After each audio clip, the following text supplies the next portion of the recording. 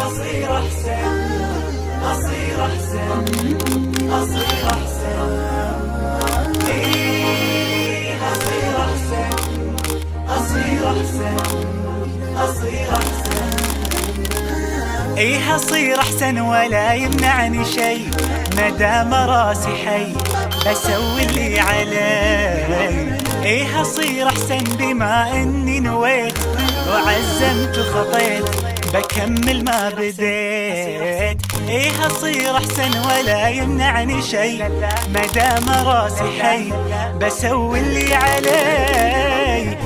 أصير أحسن بما إني نويت وعزمت وخطيت بكمل ما بديت. ماني خايف ولاني واقف أنا ماشي وقلبي شايف التحدي أدواه عندي حتى لو بصعب وأقسى مواقف.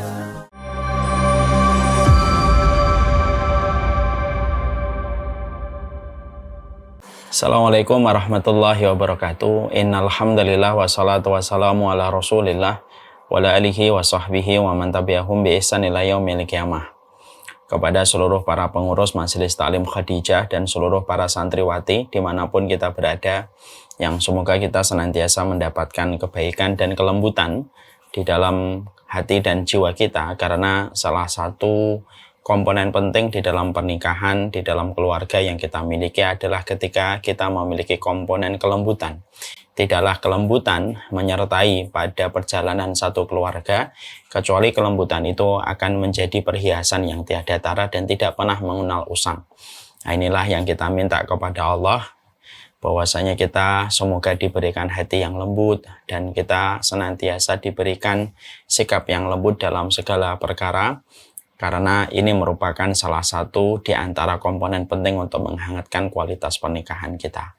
Semoga Allah memberikan kepada kita kesehatan, Allah memberikan keberkahan, dan Allah juga memberikan kepada kita kelembutan di dalam tutur kata, sikap, dan di dalam tindakan di dalam kita berumah tangga. Alhamdulillah, tentunya senang sekali kita pada kesempatan sore kali ini ditemani dengan rintik air hujan yang membasahi bumi. Kita diberikan oleh Allah sebuah kenikmatan yang besar, kita berkumpul di taman ilmu. Tidak ada yang kita harapkan, kecuali kita mengharapkan pahala yang besar di balik setiap aktivitas kita untuk mendapatkan ilmu. Karena sesungguhnya Allah tidak akan pernah membedakan antara mereka yang berilmu dan mereka yang tidak berilmu. Qul hal yastawil ladina ya'lamuna wal ladina la ya'lamun. Apakah sama antara orang yang berilmu dengan orang yang tidak berilmu? Tentunya tidak akan pernah sama. Dan inilah yang menjadikan kita bersyukur hanya kepada Allah kalau kita diberikan kesempatan untuk duduk pada teras ilmu, senang pada setiap nasihat-nasihat ilmu yang disampaikan oleh Allah dan Rasul-Nya, menyentuh kita, membenarkan kita, meluruskan kita. Karena dengan ilmu yang kecil menjadi besar, dengan ilmu yang bengkok menjadi lurus, yang kecil dengan ilmu yang keruh menjadi bersih ketika kita mendapatkan ilmu. Karena cara berbicara, cara memandang, cara berpikir, cara memiliki narasi antara orang yang berilmu sama sekali tidak akan pernah sama dengan mereka yang tidak berilmu. Inilah yang menjadikan kita menyadari betul Allah kalau menginginkan kebaikan kepada kita, mencintai kita, merahmati kita, maka Allah tidak menjamin harta kita, tetapi Allah menjamin kita diberikan kepahaman dan ilmu pada jalan kehidupan kita. Kalau kita diarahkan oleh Allah dengan anak tangga yang kita lewati, dengan semua nasihat yang datang dari Allah dan Rasul-Nya, semoga kita senantiasa bersyukur kepada Allah dan syukur kita atas ilmu yang kita peroleh, atas anugerah kebenaran yang kita pelajari. Semoga menjadikan Allah terus menghujani kehidupan kita dengan ilmu.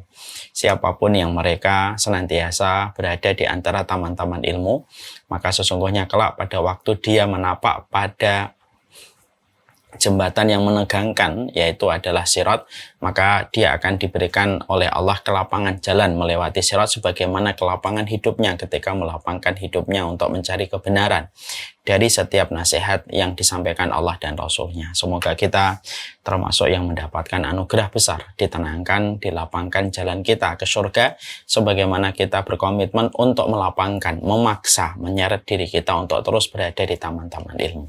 Kepada Allah kita bersyukur.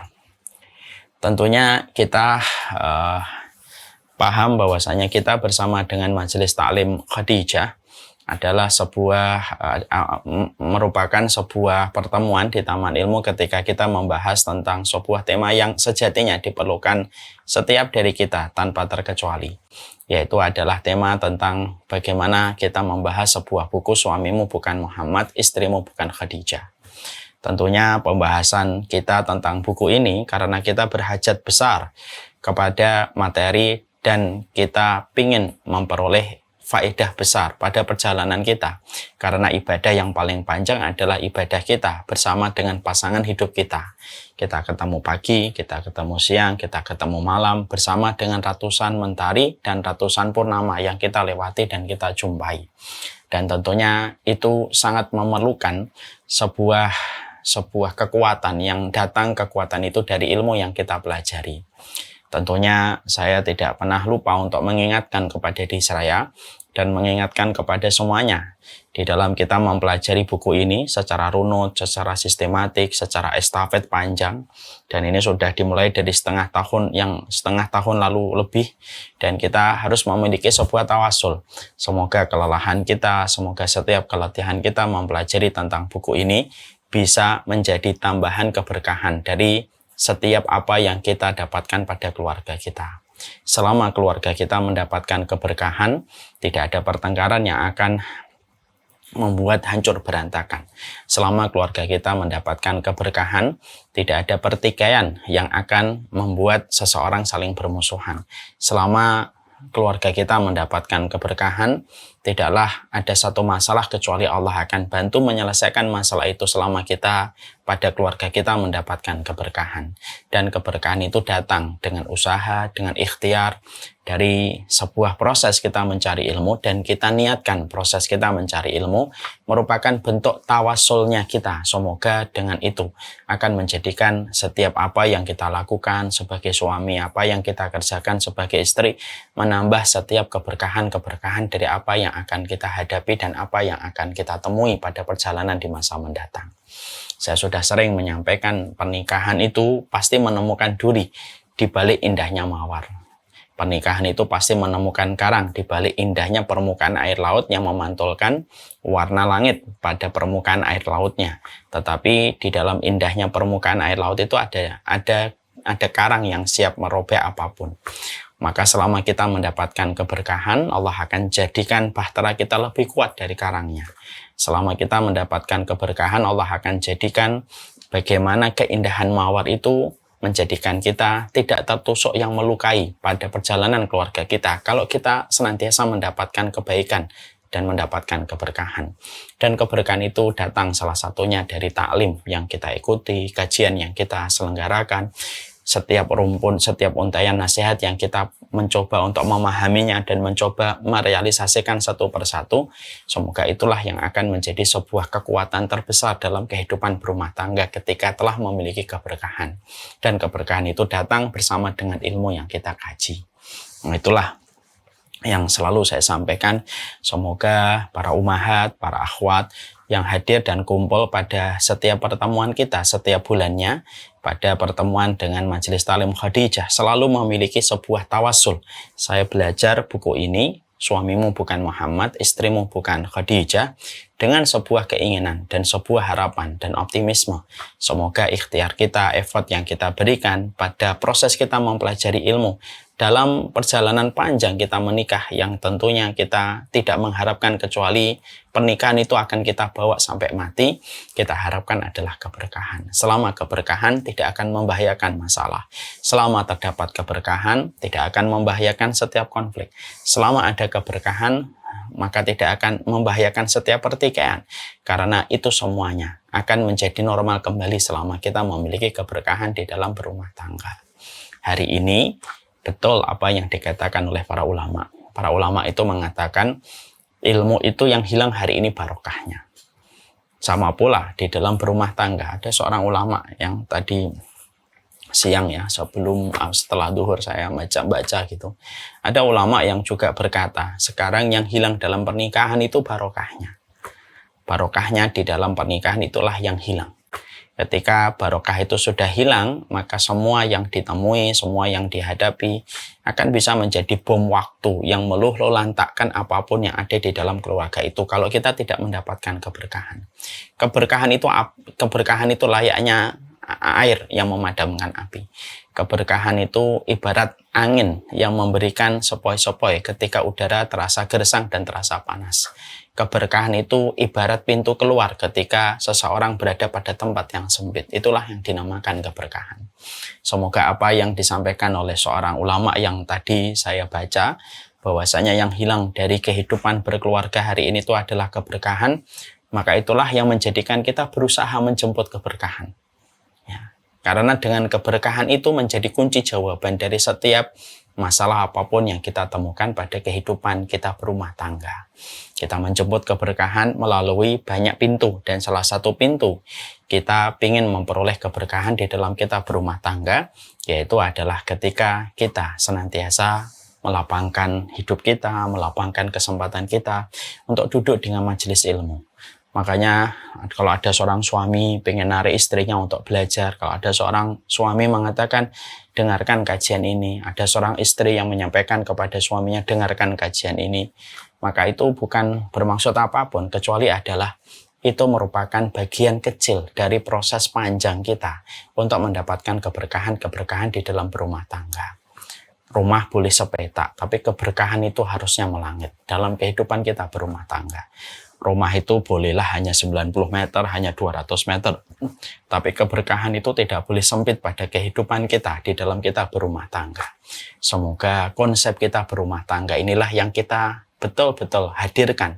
Kita yakin keberkahan itu kita perlukan.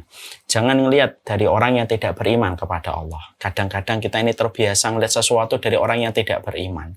Melihat tentang masalah pendidikan dari orang yang tidak beriman. Melihat tentang masalah begini dari orang yang tidak beriman. Karena sesungguhnya antara orang yang beriman dan tidak beriman itu memiliki basirah cara pandang yang berbeda sekali. Karena sebagus-bagusnya orang yang tidak beriman, mereka tidak memiliki basirah, cara memandang sesuatu dengan pandangan yang diridhoi oleh Allah. Itu tidak dimiliki oleh mereka. Maka janganlah kita melihat segala sesuatu itu dengan kacamata orang yang tidak beriman kepada Allah Subhanahu wa Ta'ala. Mengambil kebaikan boleh, tetapi mengambil kebenaran jangan. Maka ini pula yang menjadikan kita juga harus mengerti di dalam kita berurusan pada rumah tangga kita yang kita ingin hadirkan kembali adalah arti keberkahan itu. Arti keberkahan itu didapatkan dari banyak perkara. Sekali lagi, di antara pintu keberkahan yang kita dapatkan di dalam berumah tangga adalah bagaimana kita saling terikat di dalam membuka hati, membuka pikiran untuk menerima serapan ilmu yang disampaikan oleh Allah dan Rasul-Nya. Menasihati laki-laki dengan egonya, menasihati perempuan dengan bengkoknya dan perasaannya. Dan disitulah arti keberkahan itu akan datang. Sekali lagi, keberkahan kita di dalam berumah tangga ibaratnya air yang memadamkan api. Ibaratnya pintu keluar dari sempitnya ruangan yang kita hadapi. Ibaratnya angin yang memberikan kesegaran ketika udara terasa panas, terik matahari membakar. Dan itulah yang sejatinya kita perlukan. Dan itulah yang kita kaitkan kembali dengan apa yang disampaikan seorang ulama. Masya Allah ya, bahwasanya seorang ulama mengatakan, saya pernah bertemu dengan seseorang yang menceritakan tentang salah satu circle sahabatnya dalam kondisi bergesekan yang luar biasa. Konfliknya begitu banyak, apapun yang meninggalkan Al-Quran, tidak mempelajarinya, kita termasuk pada kategori hamba-hamba Allah. Maka sesungguhnya setelah kita mendengarkan suara qari ini, karena sesungguhnya Islam itu betul-betul menempatkan persamaan dalam setiap anak itu bukan sesuatu yang gampang, terutama ketika mereka kita perintahkan untuk sholat. Kehidupan itu akan menghadapkan kita kepada orang yang kejujuran, yang menjadikan kita akhirnya mengetahui ini wanita apa yang diperbuat sampai setiap keluarganya ketika dimakamkan saya melihat kejadian. Apalah arti baik secara zahir kalau Allah saja memberikan diskon dan dispensasi selama 1 bulan itu 1 pekan mereka tidak inilah dunia. Bagaimana cara kita memahami dunia ini? Lihat doanya Umar bin Khattab. Allah yang mengetahui bahwasanya Nabi Muhammad adalah orang yang paling beriman. Kapan seseorang itu berjalan di atas kaidah Rabbani, Kapan seseorang itu berjalan di atas banyak sumpah? Karena orang yang memperbanyak sumpah itu akan mendapatkan. Mereka suka mengatakan la tuhaditsuna illa bil Quran. Ini adalah mobil-mobil limited edition. Harganya 10 kali lipat. Kita rubah narasi menjadi aksi. Mari kita rubah setiap. Kalau merasa tidak tahu, dia tidak akan sombong. Orang kalau merasa tidak tahu, dia selalu menelisik detail.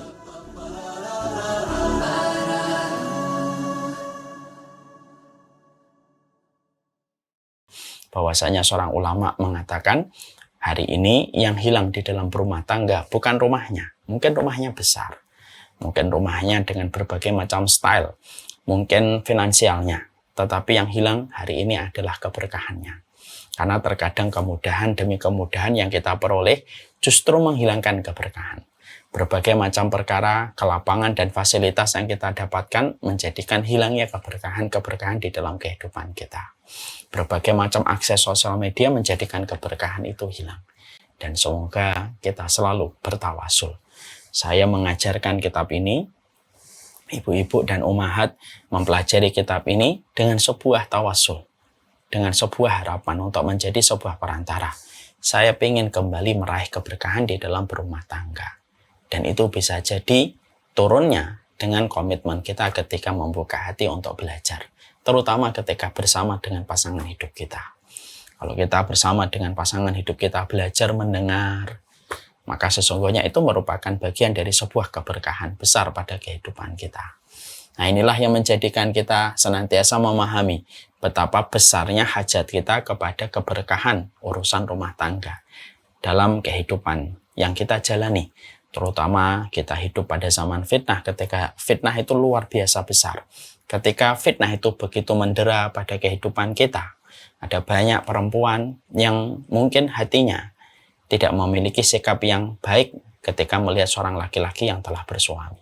Ada banyak laki-laki yang mereka memiliki hati yang hasad dan hati yang penyakit kepada melihat perempuan tanpa melihat statusnya sudah menikah ataukah tidak. Semua itu terkadang mengkhawatirkan kita. Tapi selama kita menggenggam keberkahan, maka semua fitnah itu akan luruh. Karena fitnah itu api, keberkahan itu adalah airnya. Tidak akan membahayakan ribuan perempuan selama rumah tangga kita barokah. Tidak akan membahayakan 1000 laki-laki yang menggoda selama kita mendapatkan keberkahan di dalam kita berumah tangga. Itulah kehidupan yang sejatinya kita inginkan dalam berumah tangga. Rumah boleh sepetak, tapi keberkahan itu harusnya melangit dan melesat dalam kehidupan kita bersama dengan orang yang kita cintai dan kita halalkan di hadapan Allah. Nah, itulah yang menjadikan kita memahami tentang pentingnya kenapa kita harus membahas dengan ilmu, Ustadz. Kenapa kita udah nikah lama harus membahas satu persatu hadis yang kita kaji, yang kita pelajari di dalam buku Suamimu Bukan Muhammad, Istrimu Bukan Khadijah. Sekali lagi, ini adalah sebuah umpan untuk meraih keberkahan dalam kehidupan kita berumah tangga dengan orang yang menjadi pusaran pada hati kita. Nah, semoga Allah memberikan kebaikan. Kita pada kesempatan hari ini, tentunya saya sudah menyampaikan pada pertemuan kita sebelumnya, kita tidak membahas materi. Tadi materi itu hanyalah materi mukadimah saja. Materi kita pada kesempatan hari ini adalah materi khusus tentang tanya jawab. Karena sekali lagi berangkat dari sebuah kondisi banyak sekali pertanyaan-pertanyaan yang tidak tertampung dan tidak terjawab yang menjadikan kita memilih satu hari ini khusus untuk menjawab dan memberikan tanya jawab kepada seluruh para peserta terhadap materi-materi yang sudah kita lewati, yang sudah kita bahas. Mungkin ada beberapa yang kurang paham, mungkin ada beberapa masalah yang belum tercerahkan. Semoga dengan waktu khusus hari ini, materi yang kita berikan, waktu yang kita berikan menjadikan lebih tercerahkan dan bisa mendapatkan insight untuk menjadi sebuah evaluasi dan koreksi. Oleh karenanya kita buka tanya jawab khusus untuk hari ini. Saya serahkan kepada moderator kita pada kesempatan hari ini di Majelis Taklim Khadijah. Masya Allah, Khair Ustadz, untuk mukadimahnya. Baiklah, kita masuk ke sesi tanya jawab teman-teman semuanya. Tadi saya sempat bergetar gitu ya Ustaz, pas Ustaz tadi menyebutkan orang yang dihalalkan di hadapan Allah. Masya Allah ya Ustaz, betul ya. Akad nikah itu ya berjanji langsung pada Allah ya Ustaz ya. Iya, betul. Berjanjinya seorang laki-laki dan berjanjinya seorang wanita untuk mau dipimpin oleh seorang laki-laki. Dan berjanjinya seorang laki-laki untuk memimpin wanita yang Allah ciptakan supaya dia berada pada jalan yang sama dengan frekuensi menuju kepada surganya Allah. Akad nikah itu akad yang besar, makanya disebut oleh Allah dengan kata mitsaqan ghalidha. Orang-orang sinetron Indonesia sering mendefinisikan kata mitsaqan ghalidha itu ikatan suci. Menurut saya tidak tepat kalau diartikan dengan ikatan suci. Mitsaqan ghalidha itu adalah sebuah ikatan yang melibatkan seluruh kemampuan, komitmen, dan siap menghadapi konsekuensi pada urusan ketika seseorang telah menikah, pada urusan dunia dan akhiratnya. Dan itulah arti yang sebenarnya dari kata mitsaqan ghalidha. Makanya Masya Allah ya, orang kalau sudah terikat, dan tentunya kalau dia selalu ingat pada hari ketika dia menikah, maka dia harus menyadari dia telah bersaksi di hadapan Allah. Dia telah menyatakan, saya siap mengambil perempuan ini ya Allah untuk saya arahkan pada jalan menuju kepada Allah. Dengan berbagai macam kekurangan yang dia miliki, berbagai macam latar belakang yang dia miliki, berbagai macam background yang dia dapatkan. Sebagaimana perempuan ketika dia menikah, dia telah mengatakan secara langsung dan tidak langsung kepada Allah, ya Allah, Engkau yang bersaksi, Engkaulah saksiku, saya telah menerima pinangan laki-laki ini. Di dalam penerimaan ini, maka saya siap berkomitmen untuk mengikuti dia dan menjadikan dia pintu tengahnya saya menuju kepada surga. Menggantikan bapak dan ibu saya dan menggantikan siapapun di atas muka bumi ini setelah Rasulullah. Untuk paling saya ikuti apapun yang dia katakan, apapun yang dia sampaikan, selama apa yang dia katakan tidak bertabrakan dengan kitabullah dan sunnah. Itulah makna panjang dari sebuah kata mitsaqan ghalidha, sebuah perkara yang besar. Sebuah perkara yang menggetarkan banyak perkara di alam semesta ini ketika seseorang itu menikah. Cuma karena kondisi hari ini materialisme begitu kuat, kapitalisme begitu kuat, maka sering sekali kita menganggap urusan kata mitsaqan ghalidha itu biasa. Padahal dia tidak pernah biasa di hadapan Rabb yang menciptakan syariat pada kehidupan manusia. Masya Allah. Jazakallah khair Ustaz. Sama-sama Omo. Menyentuh kalimat yang tadi Ustaz sampaikan.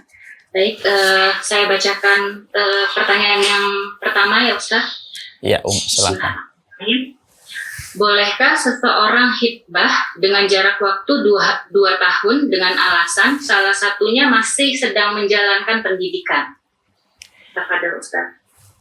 Ada sebuah kisah nyata yang penting untuk menjadi sebuah perenungan. Kisah ini sekali lagi ya. Saya sebelum menyampaikan kisah ini, sekali lagi saya menyampaikan. Kadang-kadang saya mendapati banyak jamaah menceritakan sesuatu, lalu saya menceritakan ulang, tanpa saya memberikan nama. Bukan berarti kita lebih baik daripada kisah yang kita ceritakan, tapi ini menjadi sebuah pelajaran untuk kita. Dan kita juga tidak merasa lebih baik. Dan semoga dengan kita menceritakan lalu memberikan pelajaran, saya berharap semoga dengan masalah yang diambil faedahnya oleh orang lain, maka itu bisa menjadi sebab-sebab keberkahan bagi mereka yang pernah melewati masalah itu supaya mereka ditolong oleh Allah. Karena masalahnya bisa menjadi faedah kebaikan. Ini saya supaya tidak ada yang berprasangka buruk kalau ada sebuah kisah yang terjadi lalu diceritakan, lalu dia merasa kok diceritain. Padahal menceritakan sebuah kejadian untuk mengambil hikmah tanpa memberikan nama terang itu sekali lagi niatnya adalah untuk menjelaskan agama ini adalah agama nasihat, dan nasihat itu bisa datang dari mana saja. Bisa datang dari orang-orang yang pernah mendapati sebuah kejadian yang kita mengambil hikmah pada kejadian itu. Ini saya sampaikan dulu. Kemudian yang perlu saya sampaikan berikutnya itu adalah ada sebuah kisah nyata umum. Ada seorang ikhwan dan akhwat yang mereka berada di dunia pengajian. Lalu mereka melangsungkan proses khitbah setelah mereka kenalan dengan cara yang baik, insya Allah. Lalu melangsungkan khitbah. Qadarullahu ma yasha, entah apa yang menjadi latar belakang. Karena saya membaca kisah nyata ini dalam sebuah majalah Islam. Entah apa yang melatar belakangi, maka mereka sepakat bahwasanya pernikahan itu akan diselenggarakan dalam hitungan lebih dari 12 bulan. Padahal lamaran sudah diselenggarakan dan sudah disepakati. Pihak istri, pihak wanita sudah siap menerima pinangan laki-laki, pihak laki-laki sudah siap dengan konsekuensi yang dia dapatkan ketika memilih wanita ini untuk menjadi bagian dari keluarganya kelak. Orang kalau sudah lamaran itu kan sebenarnya sudah kelar semuanya. Ya. Entah apa yang menjadi latar belakang pasangan ini, akhirnya mereka membuat rencana bahwasanya pernikahan itu agak lama, lebih dari 12 bulan. Maka yang terjadi adalah dalam proses mereka sudah lamaran, akhirnya jarak yang mereka selalu pasang, syariat yang mereka selalu perhatikan, mulai lambat laun akhirnya memudar. Akhirnya mulai banyak cakap, chit-chat, WhatsApp, lalu ngobrol dan lain sebagainya. Lalu akhirnya berjumpa, lalu bertemu, lalu bareng-bareng. Karena merasa sang laki-laki ini adalah istrinya kelak, dan istri pun sudah melonggarkan pertahanannya karena ini adalah laki-laki suaminya kelak. Walaupun di dalam proses lamaran, sekali lagi, yang perempuan tetap ajnabiyah, yang laki-laki tetap ajnabi. Laki-lakinya tetap laki-laki asing, perempuannya tetap perempuan ajnabi, perempuan asing. Walaupun sudah terselenggara dalam bentuk lamaran. Tidak boleh satu mobil berdua, tidak boleh pergi kemana-mana, lalu mengatasnamakan kami sudah lamaran. Lalu mengatakan ini ta'aruf, ya tentunya salah. Sekarang ta'aruf itu menjadi kalimat yang sering disalahgunakan. Ada orang pacaran menggunakan kata ta'aruf. Ada seseorang yang ditanya tentang hukum pacaran dan mengatakan ya itu hukumnya ta'aruf, nggak apa-apa.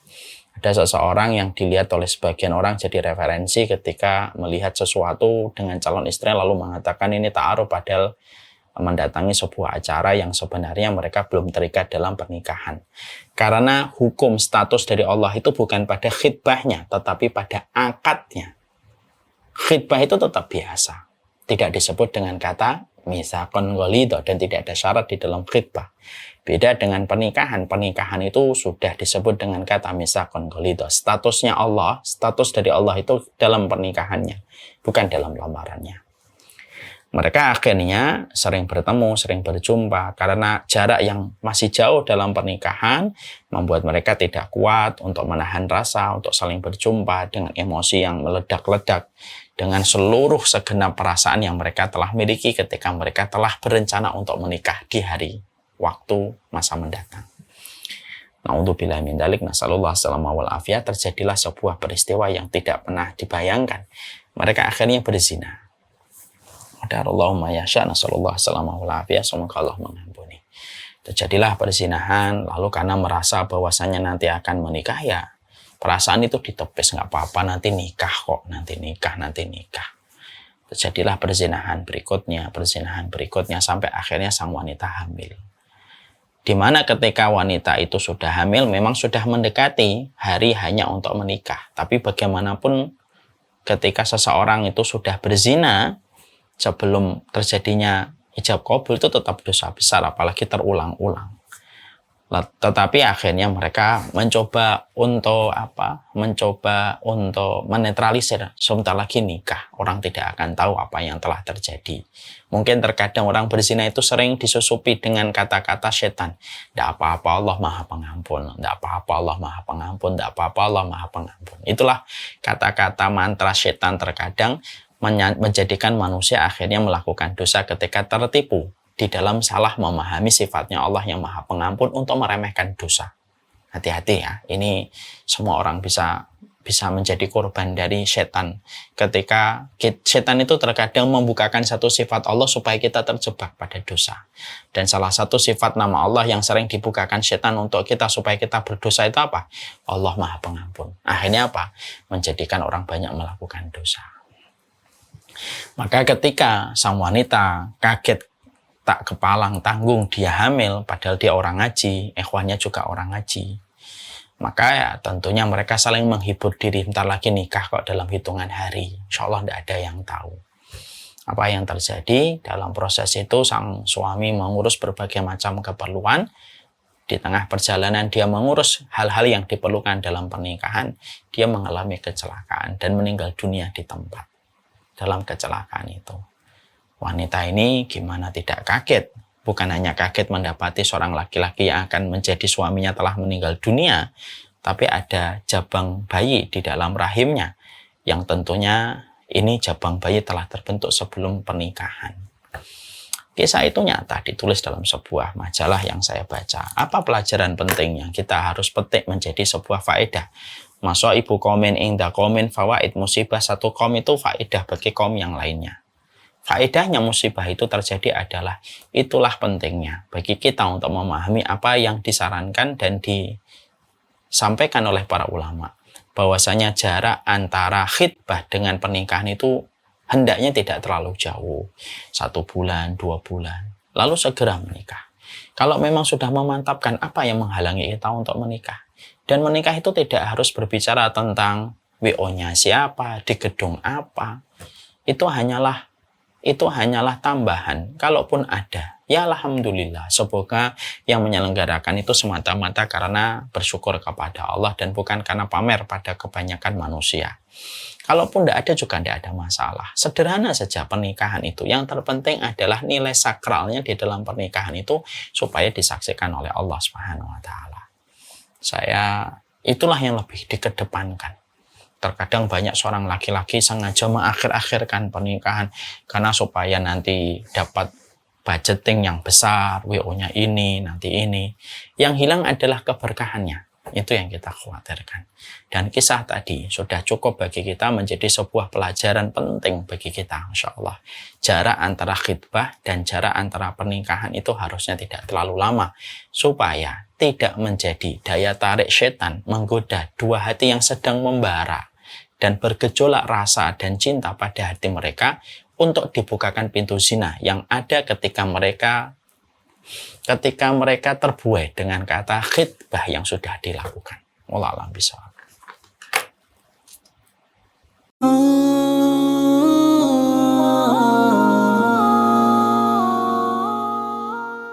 Pada suatu hari Ibrahim bin Adham pergi berburu dan berhenti di tempat peristirahatan. Hasanah itu melebihi semua hadiah mewah yang diberikan oleh orang lain kepada kita. Sampai Rasulullah menyampaikan di dalam salah satu riwayat, khairul quruni qarni, summal ladzi yalunahum, summal ladzi yalunahum. Kenapa doa ini termasuk salah satu doa 40 Robbana yang kita harus lakukan? Masya Allah, luar biasa bagaimana Umar bin Khattab menjaga hatinya. Letakkan peraturan untuk anak, untuk suami, untuk istri, untuk orang-orang di sekitar kita. Jadi mereka sudah betul-betul kosong. Mereka sudah menggadaikan ibunya, menggadaikan anaknya, menggadaikan istrinya, sudah tidak diterima. Mendapati keluarga kita berangkat lebih dulu jam keberangkatan mereka kepada alam barzah. Anak kita kalau umur 10 tahun tidak menegakkan sholat, kita disuruh mukul. Pukulan yang tidak sakit. Siapapun yang apabila dalam kehidupan ini yang mereka harapkan itu hanyalah apa yang ada di sisi manusia. Maaf ya, coba kita merenungkan. Kalau kita mungkin ketika melihat bagaimana peristiwa, semua tata cara di dalam kita berdoa, contohnya menyebut Asmaul Husna, salawat kita kepada Rasulullah. Jazakallah khair Ustaz untuk jawabannya. Masya Allah, jadi keberkahan itu hal yang paling utama dalam pernikahannya Ustaz ya. Baik, saya lanjutkan ke pertanyaan berikutnya. Assalamualaikum, Ustadz. Waalaikumsalam warahmatullahi wabarakatuh. Saya belum menikah, tapi saya punya teman yang sudah menikah, yang cukup sering curhat ke saya tentang suaminya yang terkesan tidak peduli terhadap istri dan anaknya, selalu merasa ampuh karena merasa bisa memberi nafkah, tapi mencukupi sebulan saja tidak cukup. Bahkan suaminya selalu menyuruh istrinya bekerja tanpa memikirkan anaknya yang masih kecil, yang masih butuh ibunya, yang tidak tahu siapa yang akan menjaganya nanti. Bahkan suami kerap memberikan kata-kata kasar, bahkan mengusir atau meminta sang istri untuk kembali kepada orang tuanya. Apa yang harus dilakukan oleh sang istri? Lalu saya sebagai sahabat curhatnya, apa yang harus saya lakukan? Syukron atas jawabannya Ustadz, maaf sedikit panjang. Iya. Pada Ustaz. Ada poin penting ya yang kita harus pahami. Pelit dan romantis itu susah bertemu. Ibarat air dengan minyak. Pelit dan romantis itu susah bertemu. Artinya bahwasanya sebagai seorang laki-laki, romantisme seorang laki-laki itu salah satunya ketika dia selalu memberikan anggaran terbaik untuk keluarganya, yang sifatnya tidak melampaui batas dan tidak digunakan dalam perkara yang sia-sia. Tidak ada nafkah terbaik kecuali nafkah seorang laki-laki kepada istrinya dan anak-anaknya. Dan kalaupun dia menabung, itu pun diniatkan untuk istri dan anak-anaknya kelak, ketika mungkin dirinya sudah tidak lagi bisa bekerja di masa-masa tua dan masa-masa senja. Makanya kita mendapati bagaimana Rasulullah SAW pernah mengarahkan seorang sahabat untuk tidak memilih seorang laki-laki yang pelit, karena memang pelit dan romantis itu susah bertemu dalam satu keadaan yang baik. Ini yang kita harus pahami dulu. Kalau kita menjumpai ada seorang laki-laki yang ternyata dia sudah menyombongkan diri dengan apa yang telah dia berikan, kalau memang kenyataannya semacam ini, tentunya laki-laki ini salah.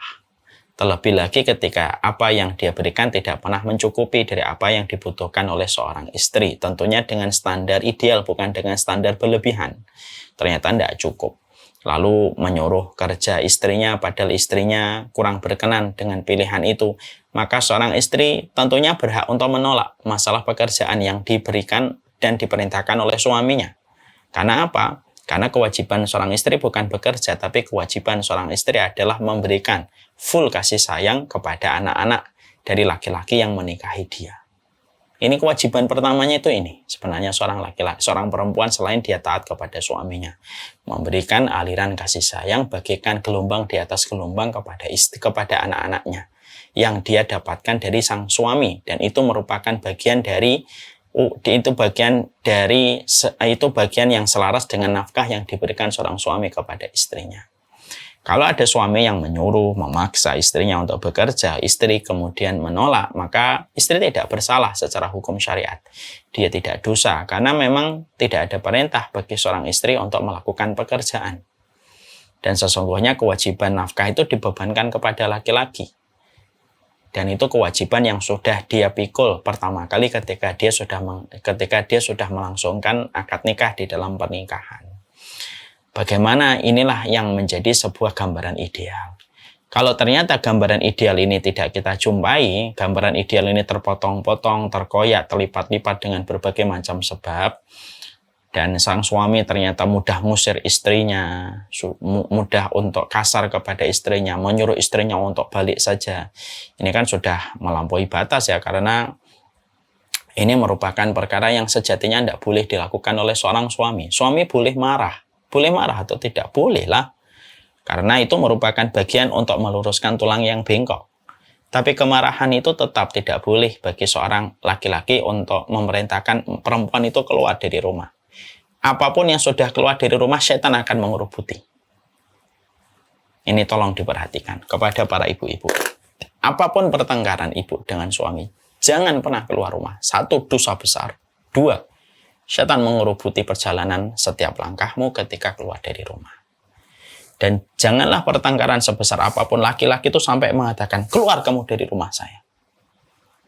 Ya, karena kewajiban seorang suami adalah memberikan papan untuk melindungi wanita yang dia nikahi dari berbagai macam fitnah yang dia dapatkan di rumahnya, di luar pintu rumahnya. Allah saja menyuruh wanita, wa qarna fi buyutikun, kamu tetaplah di rumah. Yang menyuruh Allah. Berarti kalau kita hambanya Allah, kita akan sama. Tidak ada laki-laki yang tega untuk menyuruh istrinya, keluar kamu dari rumah saya. Tidak boleh. Setiap apapun yang sudah keluar dari rumah, maka sesungguhnya penjagaan Allah, penjagaan para malaikat itu lepas. Dan setan yang akan mengerubuti. Saya tidak bisa membayangkan kalau banyak perempuan yang mereka ketika terlibat masalah, ataupun laki-laki ketika terlibat masalah di dalam rumah tangga, begitu cepatnya dia untuk membuka pintu rumahnya dan langsung keluar. Dan saya tidak memahami bagaimana laki-laki yang cepat memahami ketika ada masalah, dia usir istrinya dari rumah dia. Padahal dia kewajibannya memberikan papan yang baik untuk istrinya dan menjaga aurat istrinya. Maka disitulah kita paham sekali lagi. Tidaklah seorang perempuan membuka pintu rumahnya ketika terlibat masalah, kecuali setiap langkah yang dia layunkan, disitulah setan akan menggerubuti dia. Dengan berbagai macam pembelaan, dengan berbagai macam argumen, dengan berbagai macam bisikan, untuk menjadikan dia semakin rumit menyelesaikan masalah itu. Makanya betul kalau para ulama mengatakan salah satu dosa besar yang dianggap ringan hari ini oleh perempuan, keluar dari rumah ketika terlibat masalah dengan suaminya. Dan itu dosa besar sekali. Seorang suami juga dosa besar ketika menyuruh istrinya keluar. Kalau ternyata kondisinya tidak ideal, terkoyak, potongan gambarnya sudah terserak berai di mana-mana, seorang suami ternyata sudah nyuruh istrinya keluar kalau terlibat masalah, maka yang dilakukan adalah mengadulah kepada Allah. Bisa jadi ketika engkau mengadu kepada Allah, Allah akan kembali melembutkan hati suaminya. Ya mungkin itu yang bisa saya sampaikan. Selebihnya kita berharap pertolongan kepada Allah. Bersabarlah.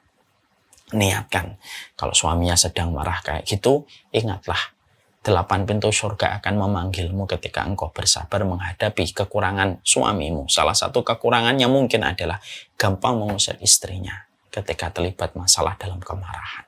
Wallahu a'lam bishawab. Syukran jazakallahu khair Ustaz. Baik, ke pertanyaan berikutnya. Bismillah. Ustadz, bagaimana menghadapi suami yang kasar, padahal ia ahli ibadah? Karena saya sudah beberapa kali KDRT sampai keguguran hamil 2 bulan. Anak saya kelas 5 SD, perempuan juga pernah ditampar oleh ayahnya. Suami saya kata-katanya suka membentak anak maupun istri.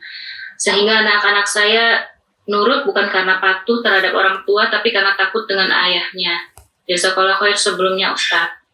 Kepada Ustaz. Kadang-kadang kalau mendengar masalah-masalah kayak gini, ya untuk evaluasi kita semuanya. Ada sebuah perkataan yang bagus Ibu, Umu. Terkadang Allah itu kalau mendapati ada seorang hamba yang Allah itu ridho kepada hamba itu, lalu hamba itu masih ada dosa-dosa yang dia lakukan yang belum terhapuskan, maka Allah akan memberikan ujian kepadanya supaya Allah punya alasan menghapuskan dosa itu sebelum dia balik pulang menuju kepada Allah. Dan salah satu ujian berat yang betul-betul bisa menguras dan membersihkan dosa-dosa dan kemaksiatan yang kita lakukan itu ya ujian bersama dengan keluarga. Tidak ada gambaran ideal dalam masalah keluarga kecuali di dalamnya ada ujian. Bukankah kita mendapati keluarga para nabi sebagian dari mereka diuji dengan keluarganya? Nabi Ibrahim dengan bapaknya, Nabi Nuh dengan istrinya sekaligus pula anaknya. Terus Nabi Lut dengan istrinya. Nah, terus Bunda Maryam dengan keluarga besarnya. Kenapa? Kehidupan para nabi dan para rasul yang harusnya mereka menjadi role model kehidupan orang yang beriman, harusnya kan mereka itu kehidupannya ideal. Istrinya beriman, anaknya taat, anaknya jadi nabi, bapak ibunya beriman. Tapi kenapa justru yang kita jumpai dari kehidupan keluarga para nabi itu diuji dengan paman, diuji dengan bapak, diuji dengan anak, diuji dengan istri, diuji dengan suami kayak Asyah binti Muzahim?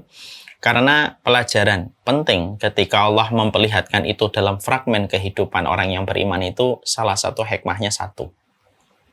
Supaya setiap orang paham. Kalaulah para nabi aja ujiannya bernama keluarga, apalagi kita bukan nabi dan bukan rasul. Terkadang kita ini dalam pernikahan menghadapi 2 kemungkinan.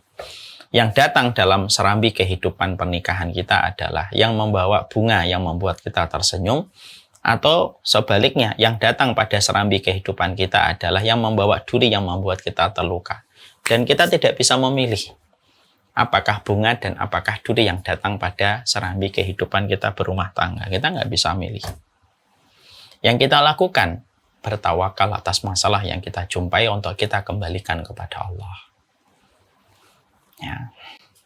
Kalau ibu merasa bahwasanya suami itu basicnya baik, mungkin ada kondisi-kondisi tertentu yang menjadikan ada perubahan pada dirinya dia sampai dia bertemperamen semacam itu. Kalau ibu masih merasa ada kebaikan, tunggulah dan senantiasa berbuat baiklah. Karena saya yakin hatinya seorang laki-laki sekeras apapun, dia akan melembut di balik kelembutan seorang wanita. Kalau memang fitrahnya memang masih ada kebaikan. Saya itu semarah apapun kalau sudah seorang wanita sudah melembut gitu ya lembut akhirnya. Itulah karakter basicnya seorang laki-laki semacam itu. Kalau ibu merasa bahwasanya masih ada kebaikan yang didapatkan ibu kepada seorang suami, ya tunggulah, bersabarlah dan niatkan ihtisab mengharapkan pahala di sisi Allah. Suami kita yang solih itu bukan berarti tidak punya kesalahan. Salah. Ini definisi yang salah. Definisi yang salah dari masyarakat kita itu kalau solih itu berarti tidak punya kesalahan. Mana ada manusia di atas muka bumi ini yang tidak punya kesalahan? Solih itu bukan berarti dia tidak punya kesalahan. Solih itu dia pasti punya kekurangan. Dia punya kesalahan. Tetapi kebaikannya lebih dominan daripada kesalahan dan kekurangan. Ini harus penting kita pahami tentang ini. Banyak istri yang menganggap suaminya itu solih kalau tidak pernah salah. Ya salah itu.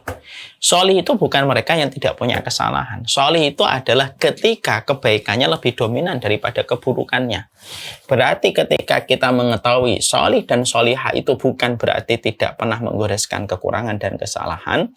Tapi yang dimaksudkan dengan solih dan solihah itu artinya adalah kebaikannya lebih dominan daripada keburukannya. Maka persiapkanlah piranti hatimu dan jiwamu untuk siap menerima kekurangan-kekurangannya. Ya. Maka kata istri saya, Bibu, beliau ngomong, kalau kamu tidak siap dengan kekurangannya, pasangan kamu tidak layak mendapatkan bagian terbaiknya dia. Kalau ada seorang istri, dia tidak siap dengan kekurangan kita, ya dia tidak layak untuk mendapatkan yang terbaik dari sisi kehidupan kita. Kalau ada seorang istri, ternyata seistri, ada suami yang tidak siap dengan kekurangan istri, ya sebenarnya suaminya tidak layak mendapatkan bagian terbaik dari suaminya. Solihnya suami itu bukan tidak punya kesalahan. Pasti punya kesalahan. Apakah saya tidak punya kekurangan dan kesalahan? Ya pasti ada. Yang paling tahu adalah istri saya. Apakah istri saya tidak punya kesalahan dan kekurangan di mata saya? Ya pasti ada. Tapi kalau kita benar mendefinisikan solih dan solihah, bahwasanya solih dan solihah itu bukan berarti tidak punya kekurangan, tapi yang dinamakan solih dan si solihah itu adalah ketika kebaikannya lebih dominan daripada kekurangannya, maka kita akan memaklumi kekurangan, sebagaimana kita bersuka cita terhadap kelebihan dan keistimewaan yang dimiliki oleh pasangan kita. Wallahu a'lam bishawab. Ya ilahal wujud qad sa'imtul. Jauhkanlah orang ini dari neraka ya Allah. Ketika pandangan, maka sesungguhnya Al-Quran itu memetakan orang-orang yang mereka tidak pernah ingat. Mereka rela terstruktur, terevaluasi di dalam proses mereka belajar macam peristiwa. Yang mana peristiwa itu satin orang.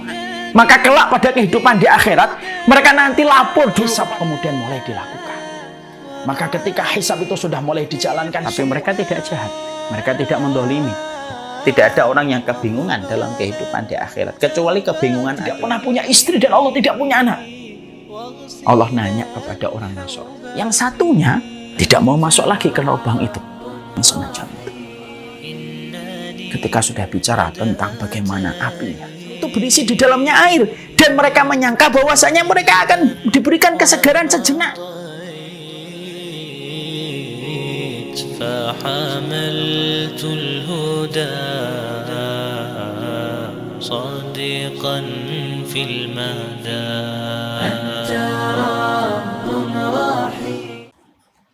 Syukran jazakallah khair Ustaz, dan kepada Uti semoga Allah hadiahkan ridho dan surga untuk setiap kesabarannya. Bismillah. Ustadz, bagaimana jikalau suami kita belum sejalan dalam berhijrah? Bagaimana cara kita mengajak berhijrah? Karena saya merasa belum punya banyak ilmu. Ibu, terkadang kita itu di dalam hijrah itu butuh yang dinamakan dengan faktor K. Faktor K kalau bahasa Indonesia. Kira-kira apa itu faktor K? Umum tahu nggak faktor K itu apa? Apa ya Ustaz? Faktor K. Faktor K itu keluasan. Bukan kekakuan. Banyak orang hijrah itu terkadang kaku. Lalu dia menilai sepatu orang dengan ukuran sepatu dia. Ya ndak bisa. Hijrahmu itu bukan menilai ukuran sepatu orang, tetapi memaklumi ukuran sepatu orang yang berbeda dengan ukuran sepatumu hari ini. Jangan kaku di dalam berhijrah, tapi luas. Luas itu apa? Kamu harus memiliki sebuah sikap yang terbaik ketika kamu dulu juga pernah di posisi itu di antara teman-temanmu atau keluargamu yang hari ini belum hijrah.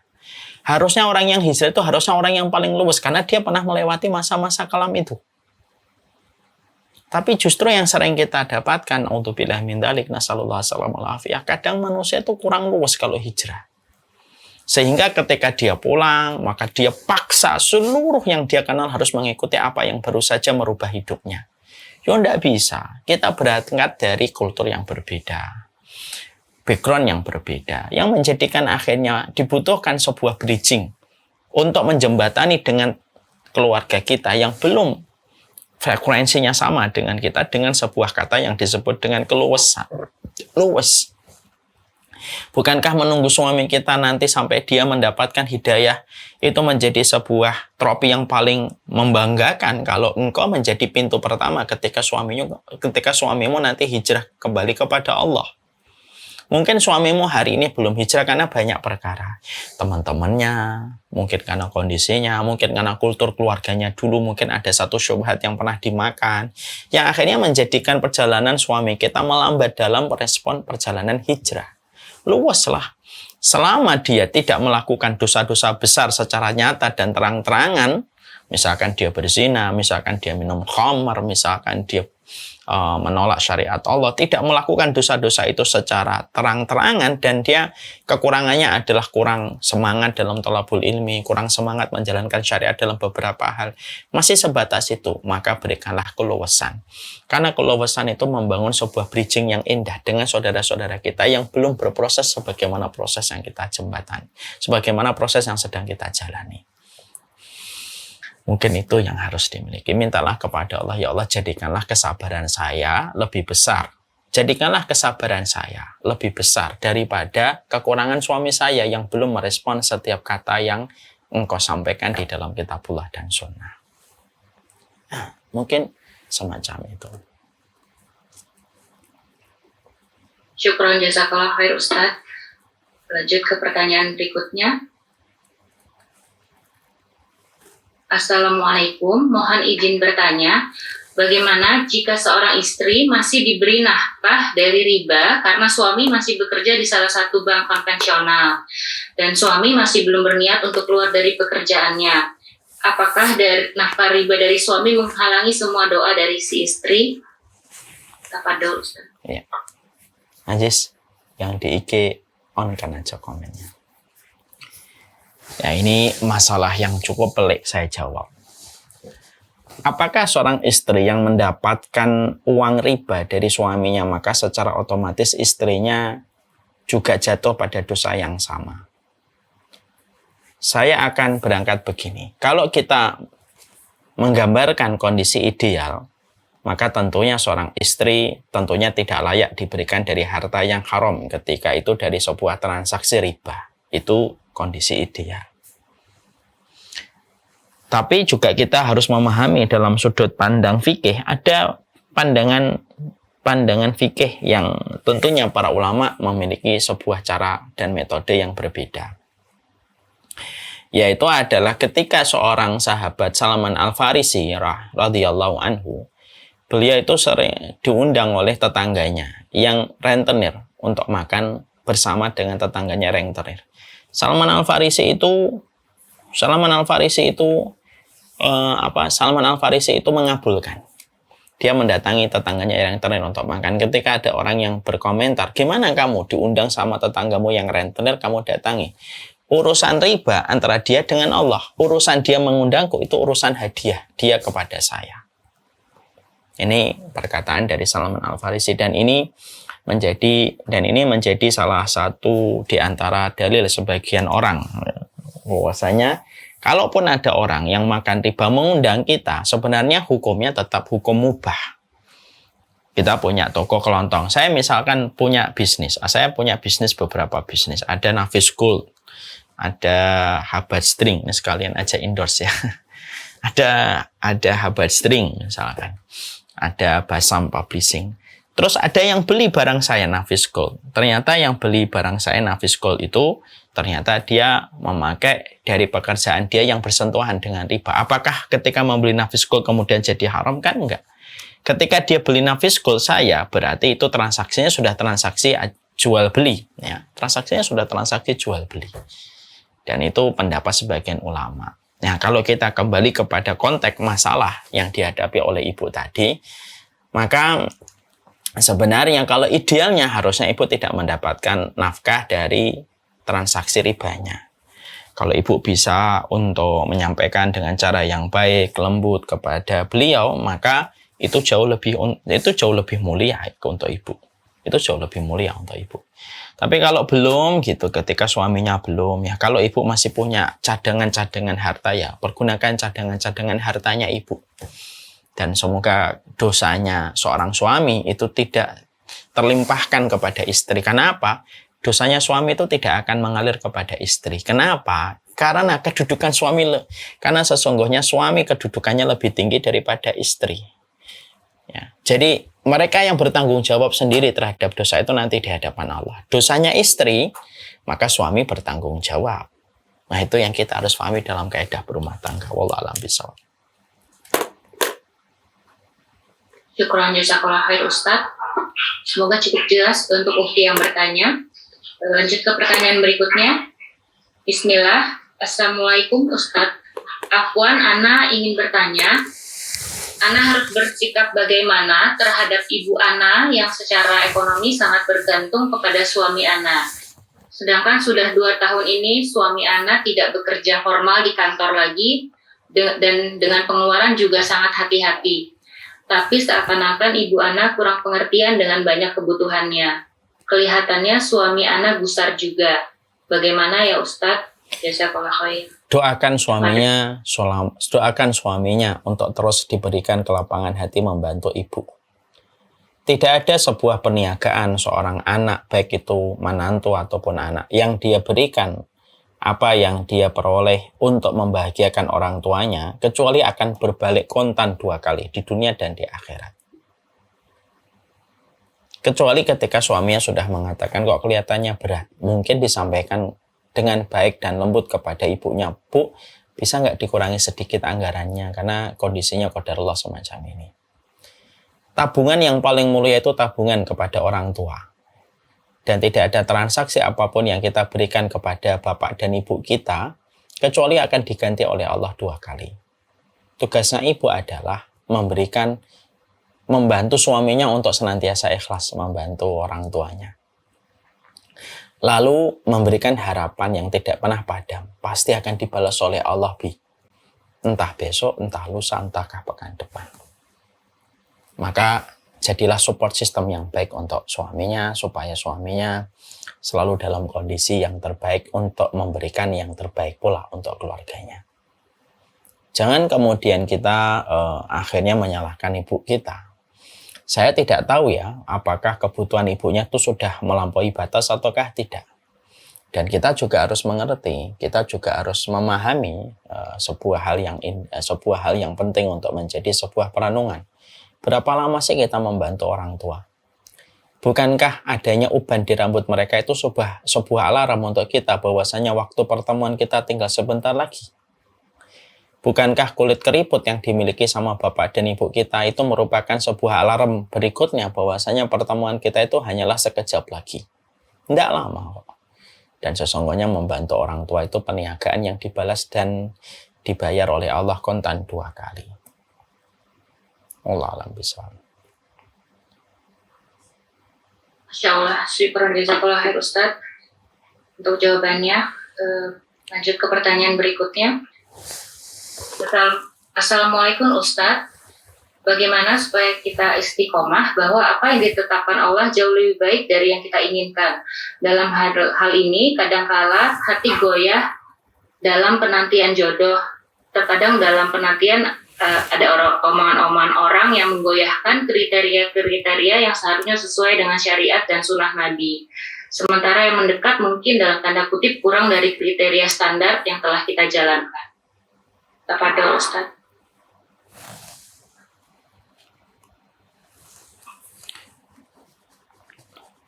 Kita harus memahami bahwasanya takdir Allah itu datang dari Zat yang Maha Alim, Maha Hikmah, Maha Rahman, Maha Rahim, dengan seluruh sifat kesempurnaan yang dimiliki oleh Allah Subhanahu wa taala. Kalau kita sudah menuduh takdir Allah itu buruk, maka berarti produknya gagal, wong takdirnya buruk. Terus siapa yang kita anggap indah takdirnya kalau Allah saja kita tuduh sebagai produk takdir yang buruk?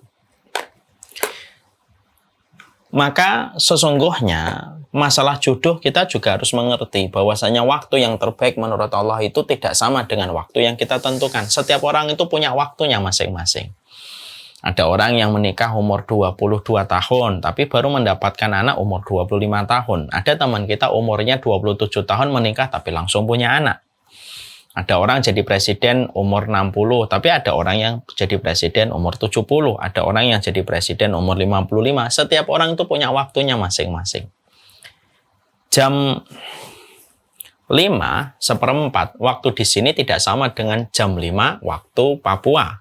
Waktu Papua mungkin sudah 1 jam yang lalu. Itu dia sekarang sudah maghrib. Kita sekarang di sini belum maghrib. Karena apa? Waktunya tidak perlu disamakan. Karena memang disitulah salah satu hikmah kita memahami bahwasanya waktu dijadikan berbeda-beda. Antara waktu jam 5 sore dengan waktu jam 5 Saudi kan beda. Kita di sini jam 5, di Saudi baru jam 1. Apakah kita harus sama waktunya dengan Saudi? Tidak bisa. Sampai kita mati pun tidak akan pernah sama waktu antara kita dengan Saudi. Karena itu tergantung dengan jalan matahari. Itulah pula cara kita menilai proses kita di dalam sebuah irisan takdir. Sama kayak gitu. Kalaulah kemudian kita mau memberikan hikmah adalah kenapa kok jodoh saya lambat? Bukan lambat. Karena memang waktunya berjalan sesuai dengan apa yang Allah tentukan. Kalau kita ingin mendapatkan kerikil di pinggir jalan, tentunya banyak kerikil yang kita bisa jumpat di pinggir jalan. Tapi kalau kita ingin mencari mutiara di dasar lautan, kita butuh waktu dan proses yang panjang. Dinikmatin saja. Bersabarlah di ruang tunggu sampai ketetapan takdir akan mempertemukan kita dengan jalan keluar untuk mendapatkan sinar mentari yang menghangatkan pada kehidupan kita. Allah a'lam bishawab.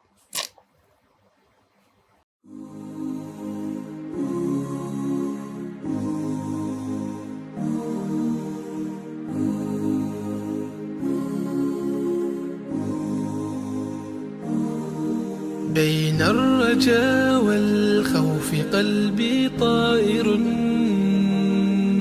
ومن اليقين النور بيض جوانحي فوق السحاب يطير حرا مدركا نسمو كماله للكون وجه آخر نحيا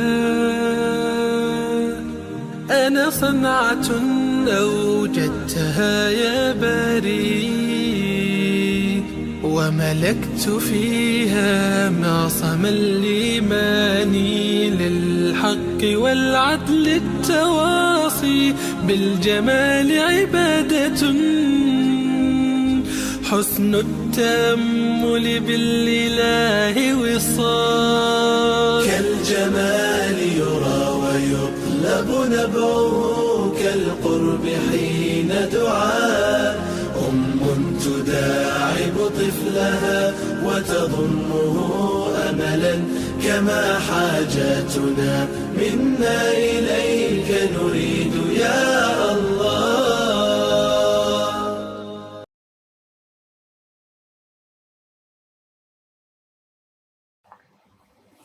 Syukran jazakallahu khair Ustaz. Ya. Saya lanjutkan ke pertanyaan berikutnya. Assalamualaikum, Afwan Ustadz, saya memulai perkenalan dengan Ikhwan dengan cara bertukaran CV perantara teman saya. Perkenalan dengan chat pribadi dengan Ikhwan tersebut baik-baik saja. Setelah lama saya merasa kecenderungan kepada Ikhwan itu. tetapi sering timbul was-was dalam diri saya. Apakah yang saya lakukan benar dan sudah diridhoi Allah? Saya memutuskan untuk mundur, Ustadz. Apakah yang sebaiknya saya lakukan? Apa masih bisa saya mendoakan dan berharap dia menjadi calon suami saya? Ada, Ustadz. Ini yang tanya perempuan ini. Ya, perempuan ya, Umi. Iya, Ustadz, betul. Perempuan itu diuji dengan perasaannya, thinkingnya. Itu adalah ujian dari kehidupan seorang wanita. Makanya disitulah kita penting sebelum kita mengambil keputusan itu, satu, beristikharah kepada Allah. Yang kedua, harus memiliki circle atau memiliki teman atau memiliki link yang bisa dia mendapatkan cover boot story yang dia miliki supaya dia tidak terkesan subjektif ketika memilih sebuah keputusan. Second opinion dalam dunia kedokteran itu penting. Apalagi ketika kita mengambil keputusan. Nah, jadi kita juga kemudian harusnya juga memiliki second opinion sebelum mengambil keputusan. Saya ketika menikah istikharah, lalu saya juga memiliki second opinion juga. Ini bismillah cocok atau enggak gitu. Cerita tentang latar belakang bla bla bla bla bla. Second opinion itu penting. Second opinion itu penting. Kalau kemudian ditanyakan apakah saya masih bisa mendoakan dan berharap dia menjadi calon suami saya, namanya berharap kan boleh-boleh saja. Berharap laki-laki untuk menjadi suami kita itu tidak pernah menjadi haram. Memang ada yang mengatakan haram, dosa mengharapkan laki-laki menjadi suaminya. Tidak ada dosa selama cara yang ditempuh cara yang halal. Selama ditempuh dengan cara yang halal mengharapkan seorang laki-laki untuk menjadi bagian terindah pada part kehidupan itu diperbolehkan. Sekali lagi, selama cara dan metode untuk merealisasikan doa itu dengan cara yang benar, tidak ada masalah. Wallahu a'lam bishawab. Syukran jazakallah khair, Ustadz. Lanjut ke pertanyaan berikutnya. Pak Ustadz, dulu 4 tahun lalu suami pernah dekat dengan perempuan satu kantor dan suami berjanji untuk berubah. Sampai saat ini masih satu kantor, tapi kadang ada kejadian yang seringkali bikin seolah-olah mereka masih suka bertemu selain waktu kerja. Setiap saya tanya, jawabannya seperti menutupi sesuatu. Kalau diajak diskusi mental, pasti berujung emosi. Sebaiknya saya bagaimana ya Ustadz? Saya bekerja dengan 2 anak usia 6,5 tahun dan 5 tahun. Kepada Ustadz. Ibu berdialog yang baik dengan suaminya. Coba berdialog yang baik. Dan hukumi suaminya dengan apa yang dohir terlihat. Apa yang dia sembunyikan kembalikan sama Allah, Bu. Ya bagaimanapun suami kita adalah miliknya Allah. Dan dialah yang bertanggung jawab terhadap apa yang menjadi sepak terjangnya kelak. Entah di masa tua ataukah mereka nanti di masa kehidupan di akhirat. Ini harus selesai supaya ibu juga tidak tersiksa di separuh hidupnya ibu dan sisa hidupnya ibu. Kalau kita ingin untuk menuruti perasaan kita, mungkin perasaan kita bisa ditunggangi oleh setan kemana-mana. Yang kita lakukan kita hukumi dan kita hakimi secara dohirnya saja. Kita hakimi secara dohirnya. Selebihnya, mintalah kepada Allah. Ya Allah, saya titip suami saya. Kalau dia memang baik dan tepat untuk saya, maka jagalah dia. Tapi kalau dia memang tidak baik dan tidak tepat untuk saya, berikanlah kami tanda. Supaya pernikahan ini melewati tanda-tanda yang engkau sampaikan dan engkau berikan kepada kami untuk bersikap. Jangan memprioritaskan kita pada masalah yang tidak memprioritaskan kita pada perkara itu. Kalau saya tuh sering berkata sama istri saya, gini loh Ibu, tidak usah memprioritaskan orang yang tidak memprioritaskan kita. Dan juga janganlah memprioritaskan masalah yang bukan prioritas untuk kita. Mencari detail tentang apa yang dilakukan pasangan kita itu terkadang susah kita lakukan. Karena apa? Akan menghabiskan sisa umur hidup kita. Dan menyiksa hidup kita sendiri. Padahal kita layak untuk menjadi bahagia dan tenang di sisa kehidupan kita, kan? Maka yang ibu lakukan ya berdialog yang baik. Setelah itu di akad yang baik. Kalau memang kamu mengatakan sudah tidak ada lagi, sudah saya serahkan sama Allah. Apapun yang kamu lakukan ketika engkau berkhianat, di belakang saya ada anak-anakmu, ada Allah. Dan waktu selalu bisa menjadi perantara obat Allah kepada setiap masalah yang kita dapatkan, sampai akhirnya jawaban itu akan terkuak di antara masalah yang kita lewati. Banyak orang yang terkadang ketika mereka difitnah dengan berbagai macam hal, mereka tidak berapi-api untuk membalas fitnah. Dia serahkan sama Allah dan Allah menjawabnya dengan menjadikan waktu menjadi obat dan menjadi jawaban atas masalah yang terjadi beberapa tahun lalu ketika Allah sudah mengaturnya. Yakin aja sama Allah tentang perkara itu. Wallahu a'lam bishawab. Syukran jazakallah khair Ustadz. Waktu sekarang menunjukkan pukul 17.21 Ustadz. Masih bisa saya bacakan, masih ada 3 pertanyaan ya Ustadz ya? Boleh, silahkan Umu. Baik Ustadz. Apakah boleh wanita berdakwah di sosmed dengan memperlihatkan wajahnya dan suaminya ridho dengan apa yang dilakukan istrinya tersebut Ustadz? Jazakallah khair. Kepada Ustadz.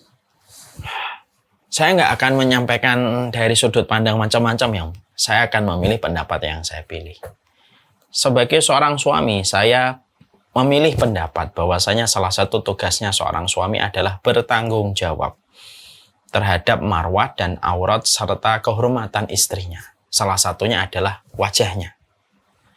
Karena sesungguhnya yang melihat wajah istri kita itu tidak semuanya laki-laki memiliki hati yang bersih, tapi fi qulubihim marad. Ada banyak laki-laki yang memiliki hati yang sakit, yang dia akhirnya membayangkan sesuatu, merencanakan sesuatu, dan lain sebagainya.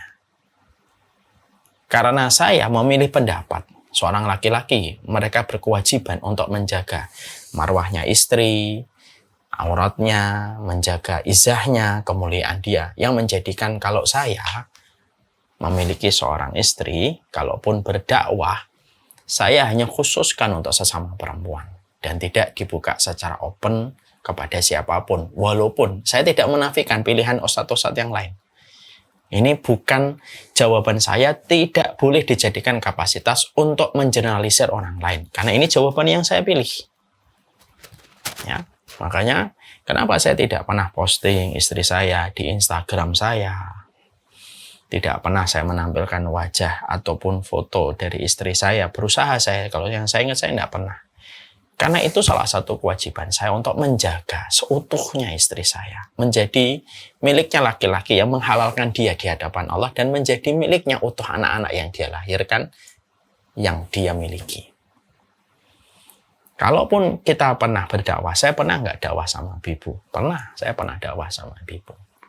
Ketika saya dakwah sama Bibu di sebuah program special edition, yaitu tentang poligami antara kata hati wanita dan syariat, di situ pun saya menyampaikan kepada tim adminnya, ya,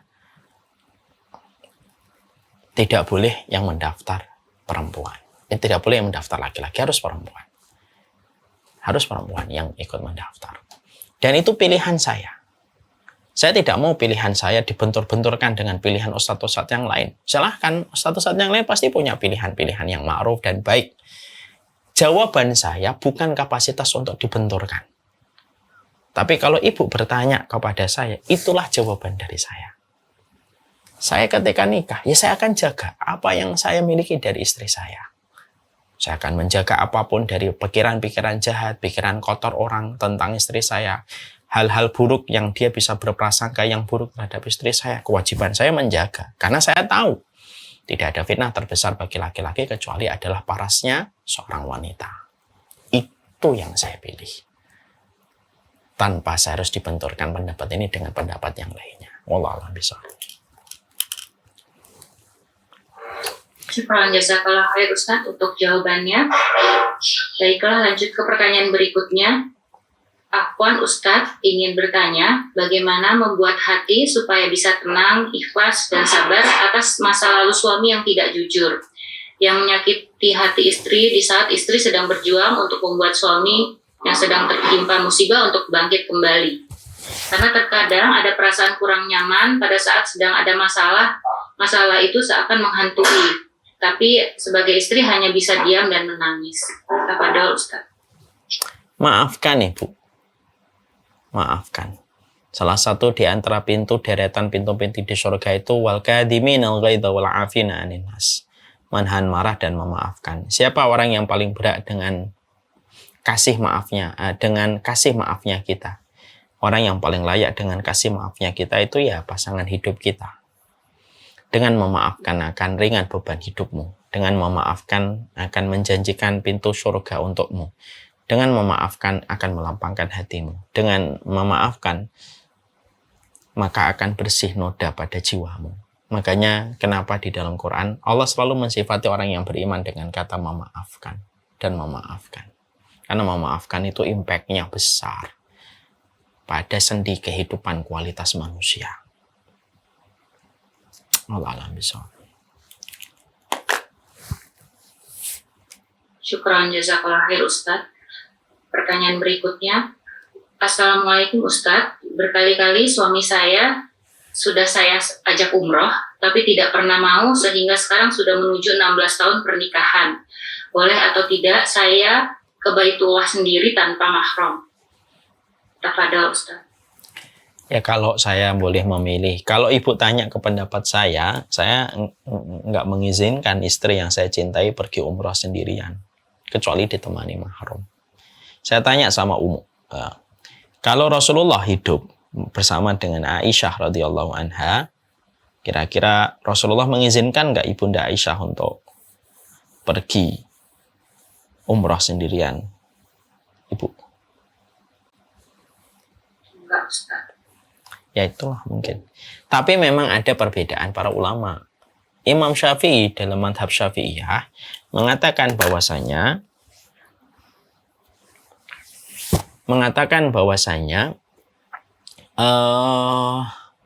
selama perjalanan itu terjaga dari fitnah dan kondisinya aman, maka boleh wanita itu melakukan safar tanpa mahram. Nah, itu ada khilaf di antara para ulama. Ya, masalah fikih semacam itu kita harus selalu sikapi dengan sebuah kata. Fikih itu luas, yang sempit itu adalah hati kita.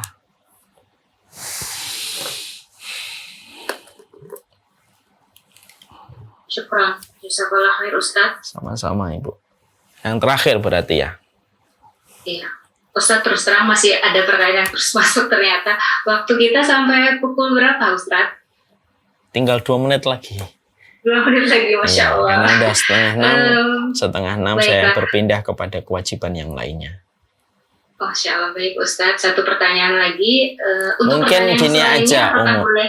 Kalau boleh, kita jadikan Iya. part yang kedua. Jadi part Q&A-nya ada part yang kedua. Part keduanya nanti entah kapan, nanti tinggal dibicarakan dengan bagian jadwal.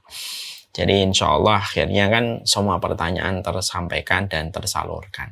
Memang kita juga jangan terlalu kaku bahwasanya kajian itu tidak selalu penyampaian satu frekuensi. Terkadang memang dengan tanya jawab. Di dalam tanya jawab itu didapatkan ilmu. Makanya para ulama itu berkata, kita ini harusnya berterima kasih kepada Arab Badui. Karena banyak orang Badui itu sering bertanya, tapi pertanyaan mereka itu menjadi ilmu dan menjadi syariat dan petunjuk bagi kita orang yang beriman. Ya, jadi jangan kita mengatakan, oh tanya jawab berarti tidak taklim dong. Loh, tanya jawab itu juga taklim. Gitu. Menurut saya sih begitu. Baik Ustaz. Syukron. Satu pertanyaan terakhir ya Ustaz ya. Ya. Sebelum kita. Assalamualaikum Ustaz. Afwan izin bertanya, jika ada akhwat dan ikhwan yang dekat dan terjatuh dalam dosa zina, lalu benar-benar menyesali dan bertaubat, kemudian mereka saling memperbaiki diri dan lalu menikah saat sudah siap, apakah taubat mereka diterima oleh Allah? Bukankah jika seorang ingin bertaubat nasuha, maka dianjurkan untuk menjauhi orang yang dulunya pernah membuat kita terjerat dalam dosa itu? Namun dalam hal ini malah akhwat dan ikhwan itu menikah meskipun sudah saling bertaubat. Atau jika sudah bertaubat harusnya menikah dengan ikhwan yang lain agar diterima taubatnya ya Ustadz. Bagaimana dengan hal tersebut? Mohon penjelasannya. Jazakallah khair. Apa ada Ustadz? Saya tanya sama Umu. Para sahabat itu ada nggak yang sebelum mereka masuk Islam dulunya musyrik? Ada Ustaz. Iya, banyak. Suami mereka atau istri mereka musyrik. Ketika mereka masuk Islam, mereka melanjutkan pernikahan atau tidak? Melanjutkan kalau istrinya masuk Islam juga. Betul.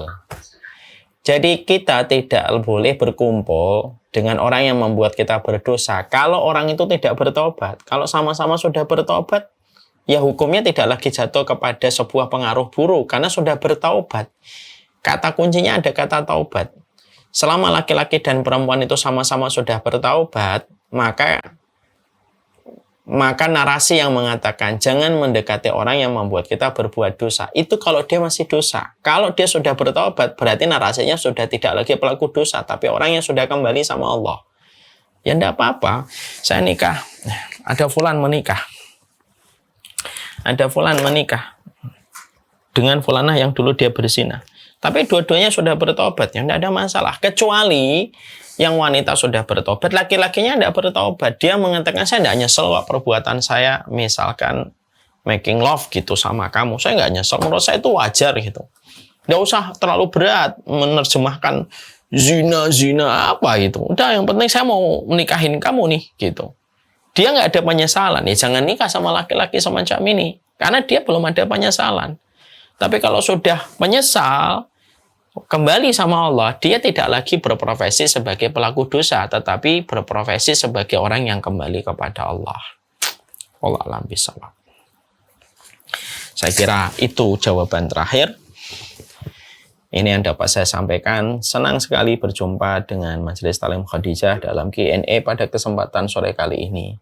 Selain di Zoom ini, ada sekitar hampir 700 yang ikut, 600-an lebih yang mengikuti kita di live IG. Semoga bisa memberikan lapisan-lapisan keberkahan untuk kita. Dan menjadi tawasul kita untuk menghangatkan kembali keluarga kita dengan arti keberkahan yang kita dapatkan. Tidak membahayakan masalah apapun selama keluarga kita mendapatkan keberkahan. Ini yang dapat kami sampaikan. Insya Allah semoga dapat yang kedua Q&A-nya nanti akan kita share. Mungkin juga tinggal Majelis Talim Khadijah nanti berkoordinasi dengan bagian jadwal. Semoga dapat yang kedua supaya tuntas pertanyaan-pertanyaan. Dan sekali lagi yang terakhir, jangan lupa untuk mengikuti kajian This is the End, yaitu perjalanan meraih pelita pada gelapnya zaman fitnah. Ini merupakan sebuah materi yang menurut saya wajib untuk diikuti. Kalau boleh saya mengatakan kepada keluarga saya. Karena apa? Pada materi ini saya ingin sekali membuka referensi tentang zaman fitnah, menerjemahkan kembali tentang zaman fitnah supaya kita bisa membuat roadmap apa yang harus dilakukan keluarga kita kalau memang fitnah itu sudah kita pahami, telah turun masanya dan telah datang waktunya.